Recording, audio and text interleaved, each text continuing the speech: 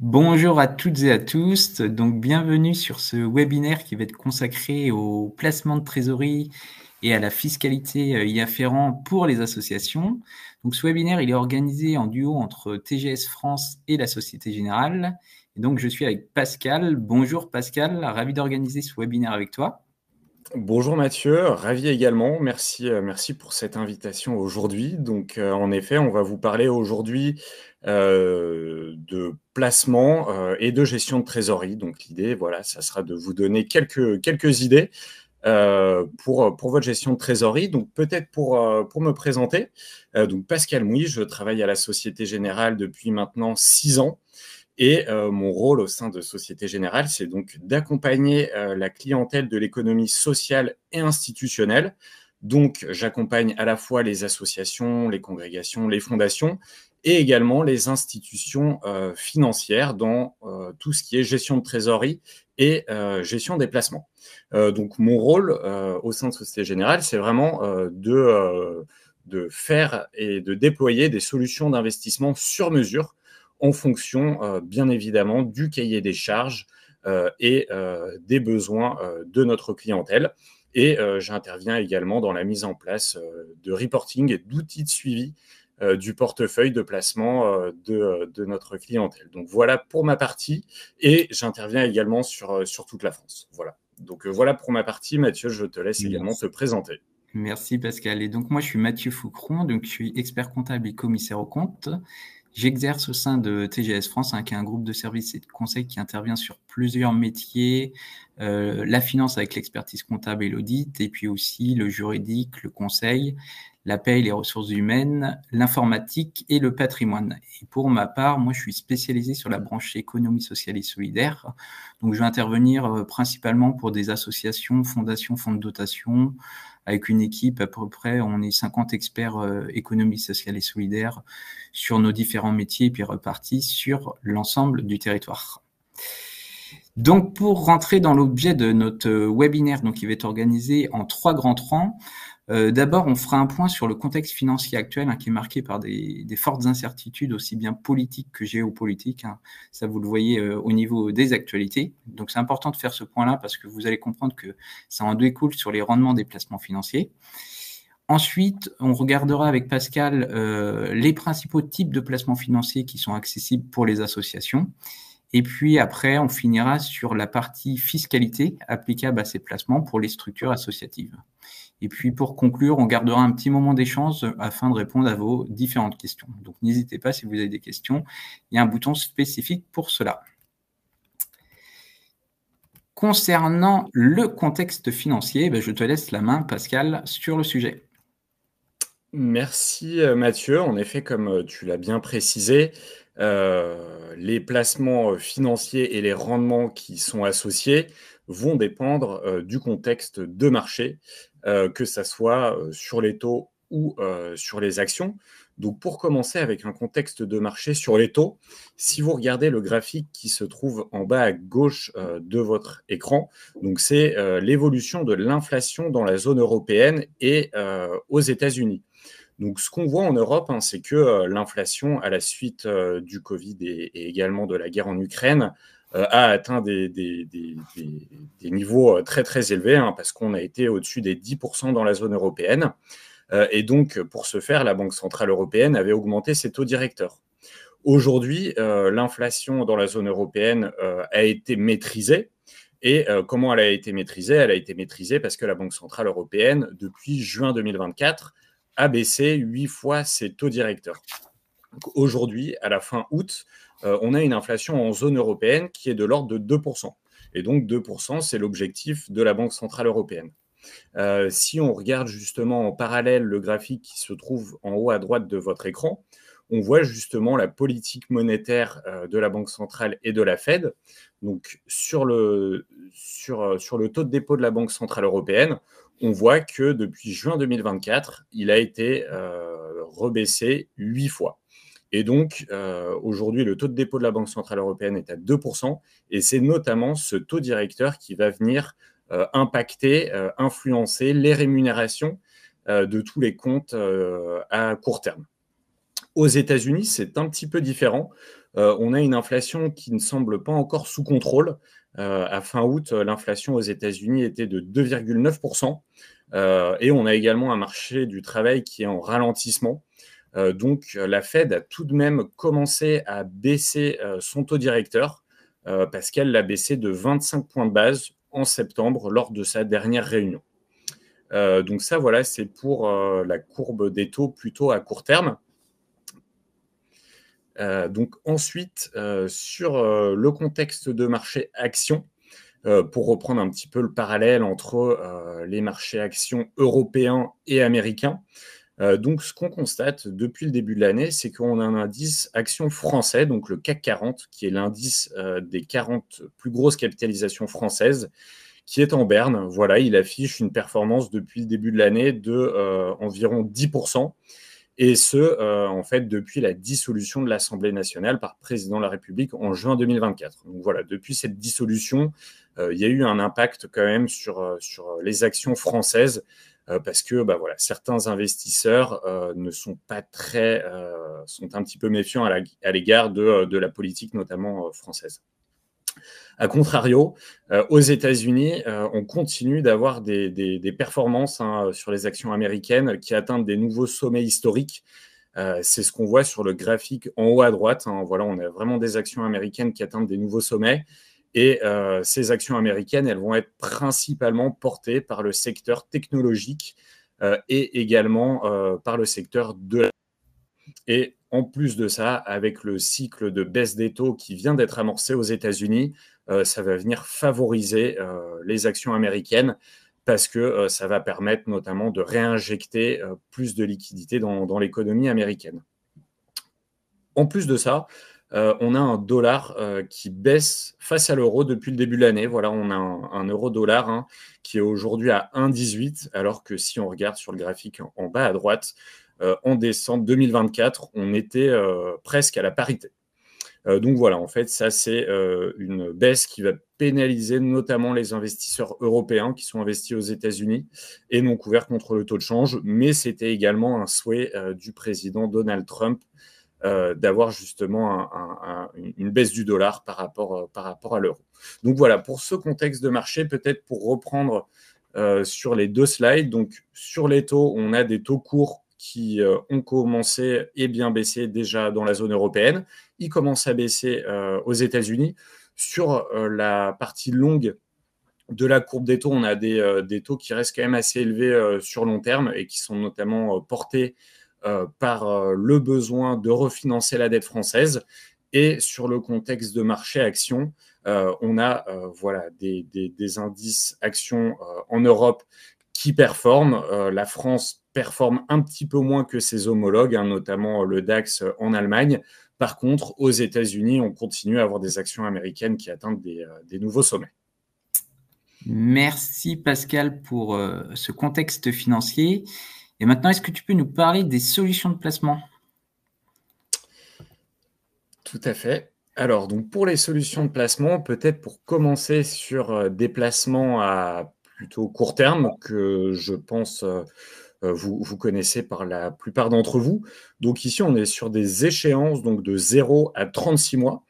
Et donc, les différents livrets que vous voyez ici, donc le compte sur livret, le compte à terme Trésor Plus, le compte à terme Ester Plus, donc ça, ce sont des livrets vraiment très court terme, de 0 à 1 mois.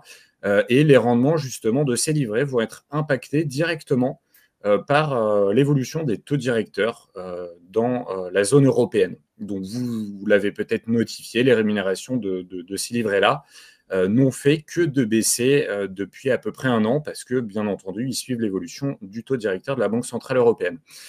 Ensuite, on a le compte à terme taux fixe avec préavis, donc lui entre 0 et 24 mois, et le compte à terme croissance plus, 3 ans avec préavis.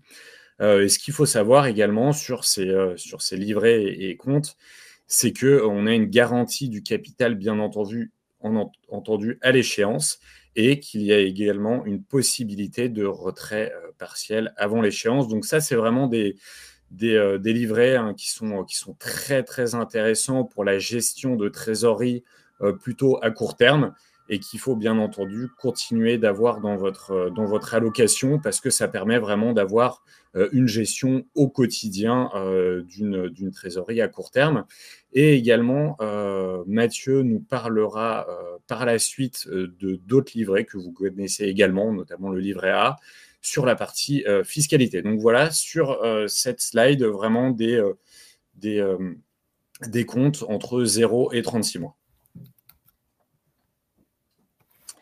Et donc, pour la suite, ensuite, on a le dépôt à taux fixe Société Générale. Donc ça, c'est un placement qui est la suite du compte à terme sur des horizons de placement de 3 à 10 ans.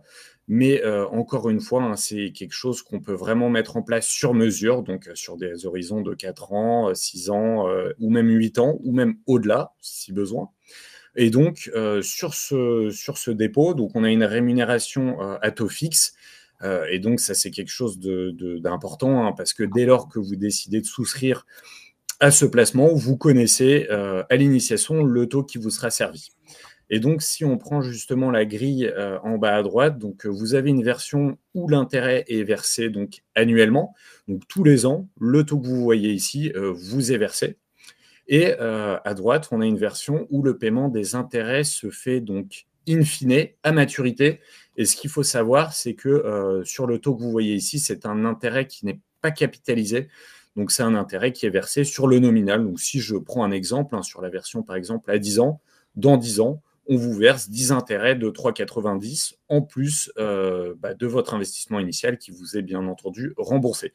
Et donc, c'est un placement qui est bien entendu 100% capital garanti à échéance et sur lequel il y a également une possibilité de retraite partielle ou totale avant l'échéance qui se fera donc à une valeur liquidative et donc il y aura le calcul d'une soute. Parfait. Donc là, on est sur déjà des placements plutôt moyen terme. Exactement. Et donc ensuite, pour parler peut-être plus en détail du produit structuré. Donc le produit structuré, c'est un placement phare qui permet justement d'allier et de combiner à la fois un horizon de placement, une sécurité et un rendement. Ce qui est très intéressant avec le produit structuré, c'est que c'est vraiment un placement qu'on peut faire sur mesure en fonction de votre cahier des charges et qu'on peut en plus faire sur différentes classes d'actifs et sur différents types de supports. Donc c'est vraiment, comme vous le voyez ici au milieu de ce graphique, le placement qui va vraiment pouvoir combiner à la fois un rendement intéressant et un risque modéré.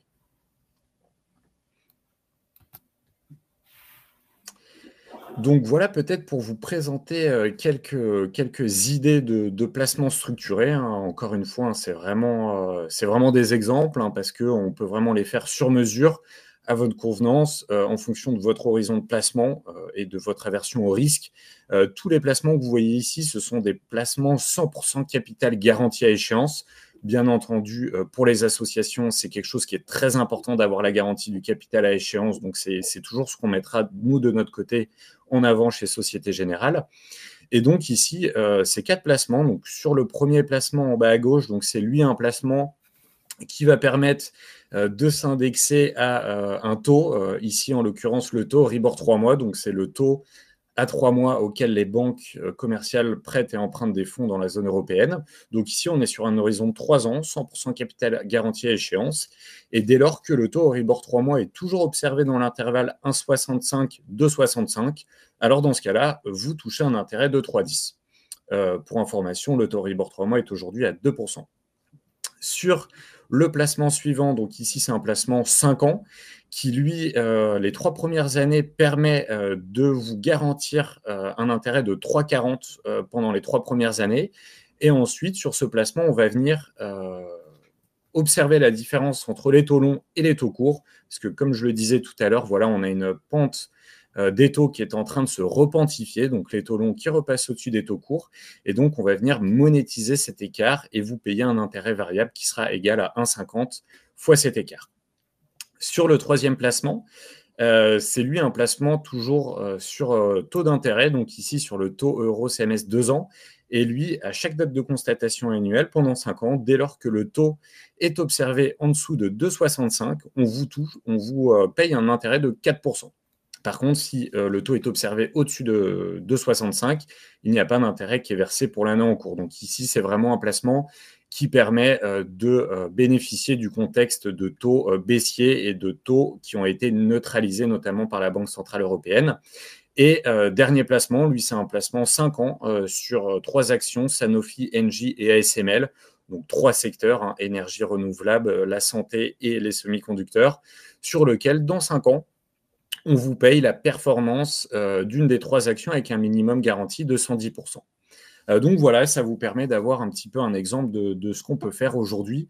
Et ce qui est intéressant aussi de savoir et de notifier, c'est que c'est des placements qui sont pertinents aujourd'hui dans le contexte actuel, mais qui potentiellement dans 2 ou 3 mois auront peut-être changé du fait du contexte macroéconomique, géopolitique ou encore le contexte de taux et d'actions qui aura évolué. Et ces 3 premières solutions peuvent également être proposées dans un format note à impact positif et plus précisément au programme social. Donc, qu'est-ce que c'est que le financement à impact positif? Donc, chez Société Générale, en fait, on propose une enveloppe dédiée au financement de projets à impact sociaux. Donc, dès lors que vous décideriez de souscrire à un des placements dont je vous parlais, l'équivalent en fait de ce que vous allez investir sera utilisé par Société Générale pour financer des projets à impact sociaux.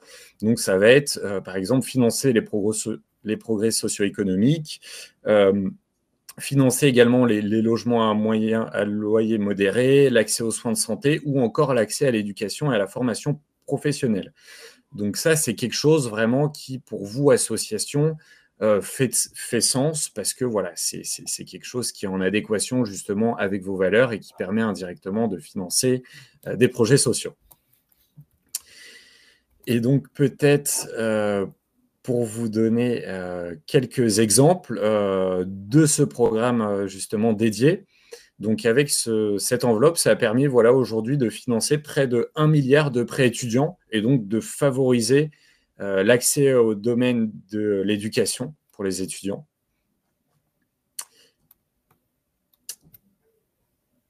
Et ça a également permis, merci beaucoup Mathieu, de financer près de 2 milliards de prêts à l'économie sociale et solidaire, donc de financer voilà, des fondations, des coopératives et des associations. Donc voilà, c'est vraiment une enveloppe dédiée qui, en plus d'investir votre trésorerie et de gérer des placements, vous permet indirectement de financer des projets à impact sociaux. Donc voilà, merci pour votre attention, merci pour ma partie. Je vais maintenant laisser la main à Mathieu pour la suite. Merci beaucoup Pascal pour cette présentation. Donc là, on va partir maintenant sur l'aspect fiscalité lié aux produits financiers. Alors, pourquoi on parle de fiscalité en fait quand on évoque les placements financiers dans une association? En fait, tout simplement parce que toutes les associations sont concernées, hein, qu'elles soient considérées comme fiscalisées ou non fiscalisées aux impôts commerciaux. La fiscalité, en fait, elle va dépendre à la fois du statut fiscal de l'association, ce qu'on va voir par la suite, et de la nature du placement choisi. Donc l'enjeu, ça va être de bien maîtriser ces règles-là pour éviter en fait les mauvaises surprises au moment où vous allez établir en fait la déclaration fiscale sur les impôts. En fait, 2 placements qui paraissent identiques à première vue en termes de rendement peuvent, une fois qu'on prend la fiscalité en compte, être très différents. Parce qu'on va voir qu'on a différents taux. Donc c'est pourquoi il est essentiel en fait de raisonner en rendement net après impôt et pas seulement en rendement brut, comme ce qui est affiché finalement par les organismes bancaires. Et donc pour bien comprendre cela, on va d'abord regarder les différents régimes fiscaux qui sont applicables aux associations. Et donc c'est ce qu'on va retrouver dans la prochaine diapo. Alors sur les différents régimes fiscaux des associations. Alors avant de rentrer dans les différents régimes, on va rappeler rapidement la règle de fiscalisation d'une association. Alors, une association n'est pas soumise aux impôts commerciaux si elle remplit 2 conditions. C'est tout d'abord que sa gestion elle est désintéressée, et puis ensuite que son activité elle n'est pas exercée en concurrence avec le secteur lucratif ou elle est exercée de manière différente. Et donc pour cela, on applique la règle dite des 4 P, c'est-à-dire qu'on va analyser le produit proposé, le public visé, le prix pratiqué et la publicité réalisée. à partir de cette analyse-là, on va déterminer si l'association elle est exonérée d'impôts commerciaux, si elle est sectorisée ou si elle est totalement fiscalisée. Donc, si on prend le premier encadré, l'encadré de gauche, une association qui est considérée non fiscalisée, elle va être exonérée de l'ensemble des impôts commerciaux. Alors, quand on parle d'impôts commerciaux, ça correspond à la TVA, à l'impôt société et à la CET, la contribution économique territoriale. Mais par contre, elle va rester imposée sur ses revenus du patrimoine via la déclaration 2070. Si on prend l'inverse, les associations totalement fiscalisées, donc c'est l'encadré de droite, elles vont être assimilées à une entreprise. Donc, elles relèvent de l'impôt société classique avec un taux de 15% jusqu'à 42 500 € de bénéfice. Et après, on va passer au taux classique de 25%. Alors, il y a une petite différence entre les associations non fiscalisées et les associations fiscalisées parce qu'une association qui va être fiscalisée, elle va être imposée à la fois sur les revenus et sur les plus-values. Et puis enfin, pour les associations qui sont sectorisées, le revenu du placement, il va être imposé dans la section d'où provient la trésorerie excédentaire qui a été placée. Donc, pour le régime des associations fiscalisées, c'est assez simple à comprendre parce qu'on applique la règle de droit commun sur l'ensemble du revenu et des plus-values. Par contre, en revanche, pour les associations qui vont être non fiscalisées, la situation elle est plus complexe et puis c'est ce qu'on va détailler juste après au niveau des diapos. Si on prend la première particularité, en fait, pour les associations non fiscalisées aux impôts commerciaux, c'est que tous les placements, ils ne sont pas forcément imposés. Donc, si on regarde le premier encadré imposé, on va retrouver tous les revenus qui sont soumis à l'imposition. Dedans, on retrouve les produits de créance. Donc là, ça va correspondre aux intérêts de livret, aux comptes sur livret, aux comptes courants rémunérés, aux obligations, aux comptes à terme. Après, on va retrouver tout ce qui est revenus distribués. C'est principalement les dividendes et les revenus de part sociale bancaire. Et puis, on va également retrouver tout ce qui est revenus fonciers qui correspond aux revenus de location d'immeubles et de terres agricoles. Sur la partie non imposée, on va retrouver tous les intérêts qui concernent les livrets réglementés, donc typiquement le livret A.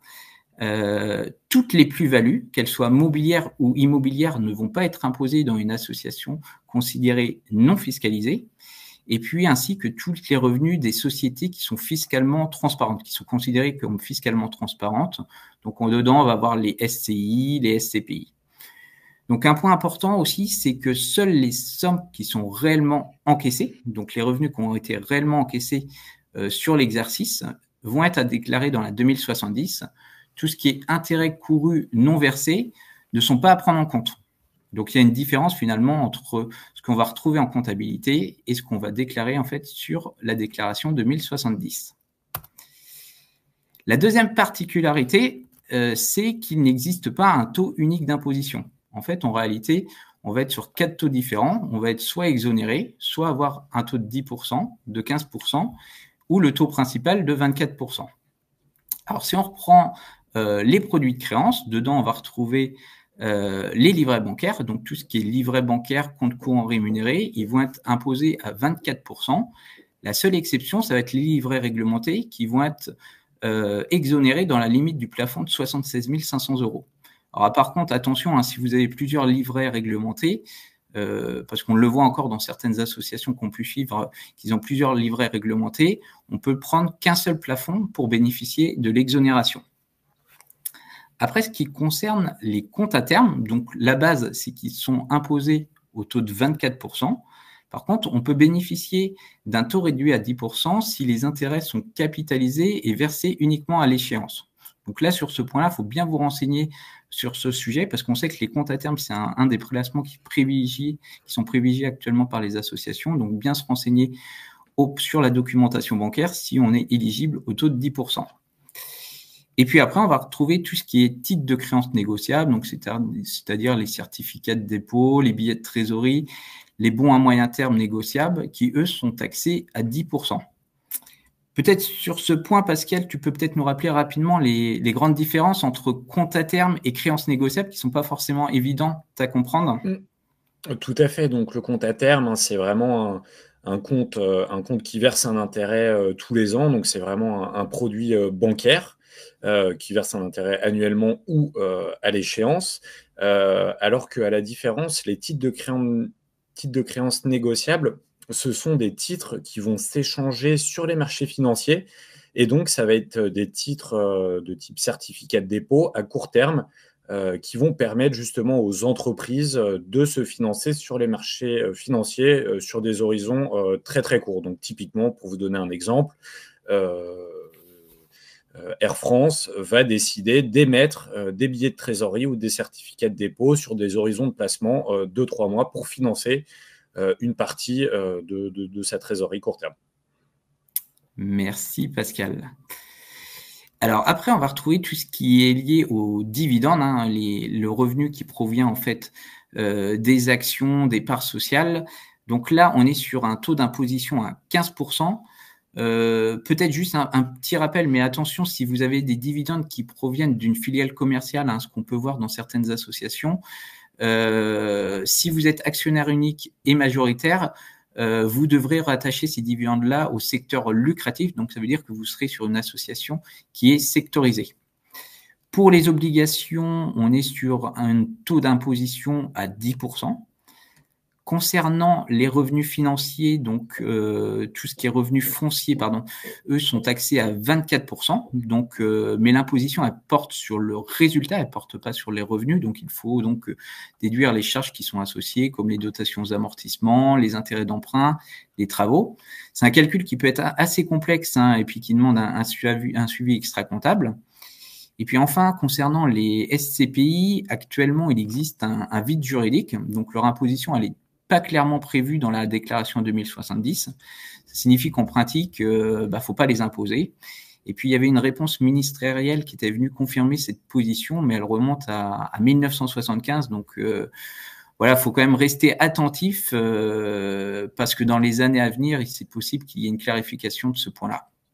Et donc, c'est exactement la même situation pour les SCI qui sont fiscalement transparentes. Mais peut-être, Pascal, tu peux également nous faire peut-être un rapide point sur les SCPI qui ont été pas mal bouleversés ces dernières années.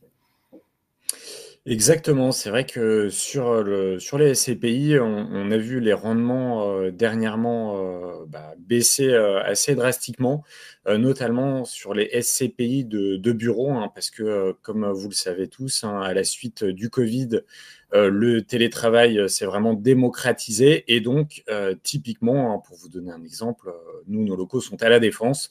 On a vu de nombreux locaux être un petit peu désertés pour le télétravail, ce qui fait que les rendements des SCPI ont pu baisser parce que voilà, les revenus n'étaient plus distribués. Merci Pascal. Sur les produits structurés, donc ce que Pascal vous a présenté tout à l'heure, là, le traitement de la fiscalité, c'est un petit peu plus complexe parce qu'il va falloir toujours commencer à décomposer la nature du revenu qui a été versé. Alors concrètement, les revenus obligataires, en fait, ils vont être imposés à un taux de 10%. Ceux de créances classiques vont être imposés à un taux de 24%. Et puis, si c'est lié en fait à des actions, votre produit structuré a des actions à l'intérieur et que des dividendes sont versés, ils seront imposés à un taux de 15%. Il faut bien avoir en tête que de la même façon, hein, les plus-values qui seront constatées ne sont pas imposées en 2070 hein, parce qu'elles relèvent en fait du régime des plus-values. Et donc, finalement, si vous avez un produit structuré qui ne verse aucun revenu sur sa durée de détention et que vous sortez uniquement en fait avec une plus-value finale parce que l'indice a performé, et dans ce cas-là, en fait, vous aurez aucune imposition. Donc ça, c'est un produit qui peut être assez intéressant à ce niveau-là. Et j'en termine ma partie fiscalité par quelques points en fait de vigilance et de bonnes pratiques. Moi, ce que je peux vous conseiller, c'est de bien identifier au tout début, hein, quand vous allez devoir choisir un placement, à quoi correspond votre placement, donc la nature du placement, parce qu'en fait, une erreur de classification, ça va entraîner une imposition au mauvais taux qui peut avoir des impacts quand même assez importants entre un taux à 0% et un taux à 24%. Il faut bien avoir également en tête qu'on ne déclare que les revenus qui sont réellement encaissés. On ne prend pas en fait les montants provisionnés sur la déclaration 2070. Également, gardez en tête que les plus-values ne sont pas imposées pour les associations non fiscalisées. Donc ça, c'est un vrai gain qui peut être intéressant. Et puis, pour les placements plus complexes, notamment les produits structurés, il faut vraiment procéder à une analyse au cas par cas et puis bien retourner en fait sur les conditions contractuelles de la composition en fait du placement. Voilà ce que je pourrais vous dire sur la fiscalité. Il faut bien avoir en tête que ça peut transformer radicalement en fait le rendement d'un placement. Donc c'est un paramètre clé à prendre en compte lorsque vous allez faire le choix d'un placement financier. On arrive à la fin de notre présentation. Donc on espère que ça vous a été utile et que ça vous a apporter un éclairage. Le support est bien sûr disponible en téléchargement, donc n'hésitez pas à le télécharger. Si vous avez des questions au besoin, vous pouvez nous prendre contact avec nous. Il y a un bouton spécifique « Être recontacté ». Et puis maintenant, on va pouvoir répondre à vos différentes questions. Donc n'hésitez pas à nous poser des questions sur notre présentation.